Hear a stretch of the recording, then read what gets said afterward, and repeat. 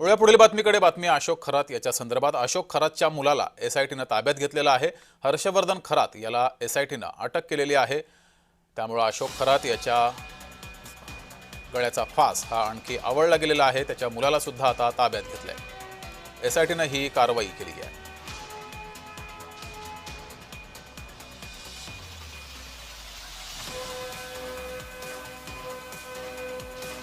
तर एकीकडे मुलाला ताब्यात घेतलेला आहे, तर दुसरीकडे खरातची पत्नी कल्पना अद्यापही बेपत्ता आहे अशी सूत्रांची माहिती आहे. खरातसह त्याची बायको ही पण गुन्हेगार आहे. भूखंड खरेदी प्रकरणी शिर्डीमध्ये कल्पना खरात विरोधात गुन्हा दाखल झालेला आहे आणि या प्रकरणी तिचा शोध सुद्धा आता सुरू आहे. अधिक माहिती घेऊया. आपले प्रतिनिधी किरण गोठूर आपल्यासोबत जोडलेले आहेत. किरण, दोन महत्त्वाच्या घटना आज दिवसभरात नाशिकमध्ये घडलेल्या आहेत. एकतर खरातच्या मुलाला अटक केलेली आहे आणि बायको अद्यापही बेपत्ता असल्याची माहिती समोर येते. काय नेमके अपडेट आहे आणि कसा तपास एसआयटी कडून सुरू आहे? आता संपूर्णपणे जो आहे तो तपासाला वेग आल्याचा आपल्याला बघायला मिळतोय.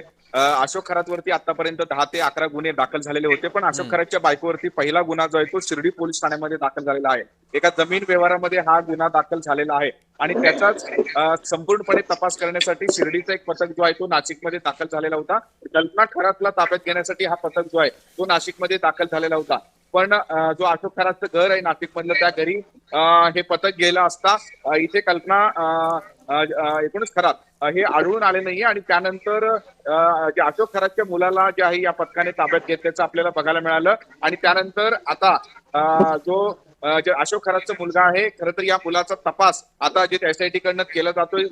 मागच्या 1 ते 1.5 तासापासून जे अशोक खरातच्या मुलाची चौकशी आता जे एसआयटी पथकाकडनं एकूणच केला जातोय. त्यामुळे या सगळ्या प्रकरणामध्ये, या तपासामध्ये, या चौकशीमध्ये काय काय माहिती समोर येत आहे बघणं महत्वाचं. ठीक आहे किरण, तुम्ही असेच जोडलेले राहा.